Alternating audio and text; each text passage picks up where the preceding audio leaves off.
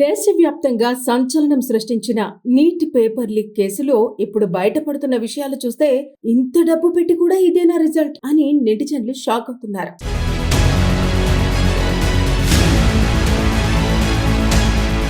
తాజాగా సిబిఐ దర్యాప్తులో బయటపడిన సమాచారం ప్రకారం రాజస్థాన్లోని సికార్ ప్రాంతానికి చెందిన ఓ వ్యక్తి తన కొడుకు కోసం దాదాపు 10 లక్షల రూపాయలు ఖర్చు పెట్టి లీక్ అయిన నీట్ పేపర్ను కొనుగోలు చేసినట్టు ఆరోపణలు వచ్చాయి.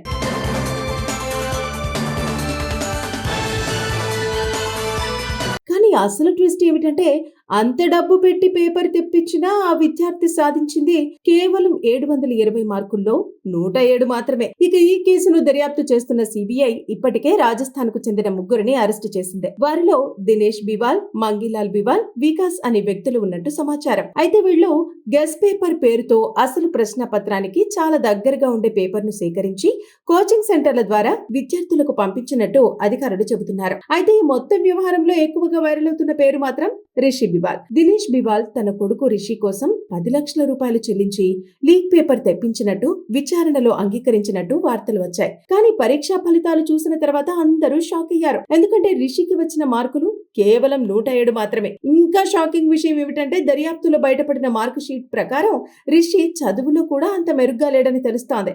10వ తరగతిలో తక్కువ మార్కులు, ఇంటర్లో కూడా గ్రేస్ మార్కులతో పాస్ అయినట్టు సమాచారం బయటకు వచ్చింది. దీంతో సోషల్ మీడియాలో ఇప్పుడు ఒక్కటే కామెంట్ వైరల్ అవుతోంది, నకలు కొట్టడానికి కూడా టాలెంట్ కావాలి అని. ఇక ఈ కేసులో మరో భయంకరమైన విషయం కూడా బయటపడింది. సికార్లో ఒక ప్లాట్ ను మొత్తం కోఆర్డినేషన్ సెంటర్ గా ఉపయోగించి అక్కడి నుంచి ప్రశ్న పత్రాలు పంపిణీ చేసినట్టు సిబిఐ అనుమానిస్తోంది.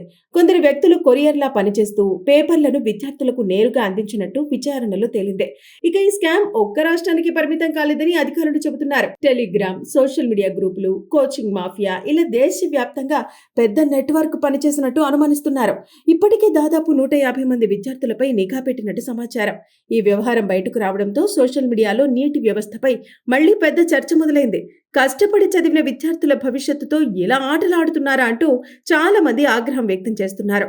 మరోవైపు కొందరు మాత్రం ఈ ఘటనను ట్రోల్ చేస్తూ 10 లక్షలు పోయాయి, సీట్ కూడా రాలేదు అంటూ మీమ్స్ పేలుస్తున్నారు. ఇక ఒక విషయం మాత్రం క్లియర్ గా తెలుస్తోంది, దేశంలో అత్యంత ప్రతిష్టాత్మకమైన పరీక్షల్లో ఒకటైన నీట్ చుట్టూ ఇప్పుడు భారీ మాఫియా తిరుగుతుందనే అనుమానాలు మరింత బలపడుతున్నాయి. పేపర్ లీక్లు, డబ్బుల ఆటలు, కోచింగ్ మాఫియా ఇవన్నీ కలిసి లక్షలాది విద్యార్థుల కలలను ప్రమాదంలోకి నెడుతున్నాయి. దేశవ్యాప్తంగా సంచలనం సృష్టించిన నీట్ పేపర్ లీక్ కేసులో ఇప్పుడు బయటపడుతున్న విషయాలు చూస్తే ఇంత డబ్బు పెట్టి కూడా ఇదేనా రిజల్ట్ అని నెటిజన్లు షాక్ అవుతున్నారు.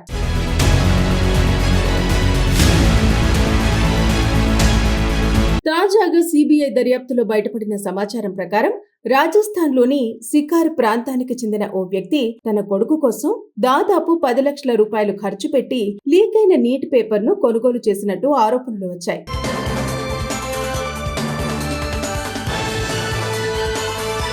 కానీ అసలు ట్విస్ట్ ఏమిటంటే అంత డబ్బు పెట్టి పేపర్ తెప్పించినా ఆ విద్యార్థి సాధించింది కేవలం 720 మార్కుల్లో 107 మాత్రమే. ఇక ఈ కేసును దర్యాప్తు చేస్తున్న సిబిఐ ఇప్పటికే రాజస్థాన్ కు చెందిన ముగ్గురిని అరెస్టు చేసింది. వారిలో దినేష్ బివాల్, మంగీలాల్ బివాల్, వికాస్ అనే వ్యక్తులు ఉన్నట్టు సమాచారం. అయితే వీళ్ళు గెస్ పేపర్ పేరుతో అసలు ప్రశ్న పత్రానికి చాలా దగ్గరగా ఉండే పేపర్ ను సేకరించి కోచింగ్ సెంటర్ల ద్వారా విద్యార్థులకు పంపించినట్టు అధికారులు చెబుతున్నారు. అయితే ఈ మొత్తం వ్యవహారంలో ఎక్కువగా వైరల్ అవుతున్న పేరు మాత్రం రిషి బివాల్. దినేష్ బివాల్ తన కొడుకు రిషి కోసం 10 లక్షల రూపాయలు చెల్లించి లీక్ పేపర్ తెప్పించినట్టు విచారణలో అంగీకరించినట్టు వార్తలు వచ్చాయి. కానీ పరీక్షా ఫలితాలు చూసిన తర్వాత అందరూ షాక్ అయ్యారు. ఎందుకంటే రిషికి వచ్చిన మార్కులు కేవలం 107 మాత్రమే. ఇంకా షాకింగ్ విషయం ఏమిటంటే దర్యాప్తులో బయటపడిన మార్కు షీట్ ప్రకారం రిషి చదువులో కూడా అంత మెరుగ్గా లేడని తెలుస్తోంది.